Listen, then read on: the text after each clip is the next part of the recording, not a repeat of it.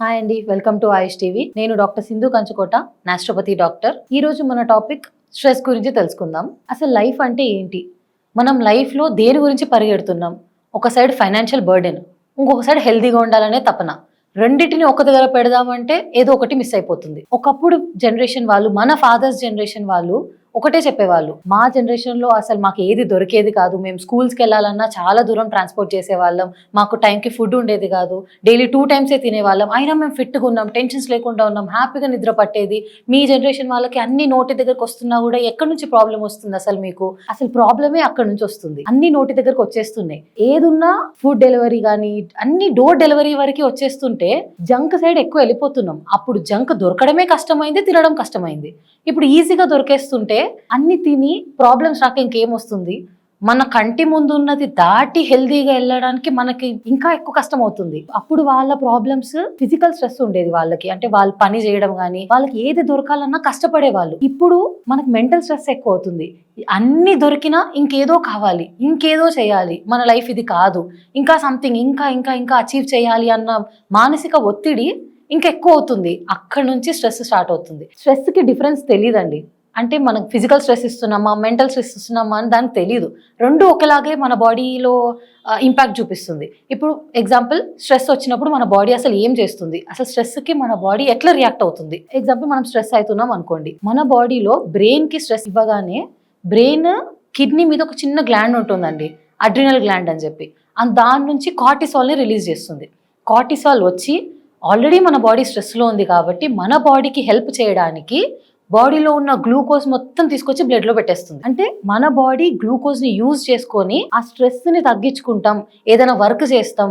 అంటే ఇప్పుడు కట్టెలు కొట్టే వాళ్ళని చూడండి, వాళ్ళు కట్టెలు కొట్టాలంటే బాడీ ఎంత స్ట్రెస్ అవ్వాలి? అంటే వాళ్ళకి కార్టిసాల్ అవసరం, వాళ్ళకి గ్లూకోజ్ అవసరం. వాళ్ళు తిన్న గ్లూకోజ్ కంటే కార్టిసాల్ తీసుకొచ్చి బ్లడ్ లో వేసే గ్లూకోజ్ వాళ్ళకి ఎక్కువ అవసరం. కాబట్టి వాళ్ళు స్ట్రెస్ అయినా కార్టిసాల్ వచ్చినా వాళ్ళు పని చేసేస్తున్నారు. మరి మానసిక ఒత్తిడి టైంలో కూడా సేమ్ జరుగుతుంది. మనం మెంటల్ స్ట్రెస్ తీసుకుంటున్నప్పుడు కూడా same process. Stress cortisol release చేస్తుంది, బాడీలో వచ్చి గ్లూకోజ్ వచ్చేస్తుంది, కానీ మనం ఎలాంటి వర్క్ చేయట్లేదు.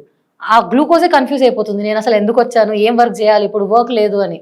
ఆ గ్లూకోజ్ అంతా ఫ్యాట్ లాగా మారిపోతుంది. మనం తీసుకునే స్ట్రెస్ ఫ్యాట్ లాగా కన్వర్ట్ అయిపోతుంది. కార్టిసాల్ అంటే స్ట్రెస్ హార్మోన్. అంటే మన బాడీ స్ట్రెస్ అయినప్పుడు మన బాడీ రిలీజ్ చేసే ఒక హార్మోన్ కార్టిసాల్. కార్టిసాల్ రిలీజ్ అవ్వడం చాలా ఇంపార్టెంట్ అండి. అంటే మన బాడీకి కార్టిసాల్ అనే హార్మోన్ చాలా ఇంపార్టెంట్. మనం ఉదయాన్నే లేవాలన్నా, యాక్టివ్గా ఎలాంటి పని చేయాలన్నా, మన బాడీలో ఎవ్రీ సిస్టమ్ వర్క్ చేయాలన్నా, బీపీ కంట్రోల్లో ఉండాలన్నా, ఏదైనా సరే కార్టిసాల్ అనే హార్మోన్ చాలా హెల్ప్ చేస్తుంది. కానీ అది ఎంతవరకు ఉండాలి అని డిసైడ్ చేయాల్సింది మనం. మన ఫాదర్స్ జనరేషన్లో వాళ్ళని భయపెట్టేది ఒక పులో లేదా ఒక పాముని చూసో భయపడేది మనం ఒక చిన్న నోటిఫికేషన్ లేదా ఒక డెడ్ లైన్, అంటే చిన్న చిన్న వాటికి ఎక్కువ స్ట్రెస్ తీసుకుంటున్నాం. అంటే ఎక్కువ కార్టిసాల్ని, ఎప్పుడో ఒకసారి రావాల్సిన కార్టిసాల్ రష్ని మనము ఎవ్రీడే ఎవ్రీ సెకండ్ మనం ఇస్తూనే ఉన్నాం. మన బాడీకి ఎంత ప్రెషర్ ఇస్తున్నాం మనం. మన బాడీలో ఏ యాక్టివిటీ జరగాలన్నా హెల్ప్ చేసేది నర్వస్ సిస్టమ్.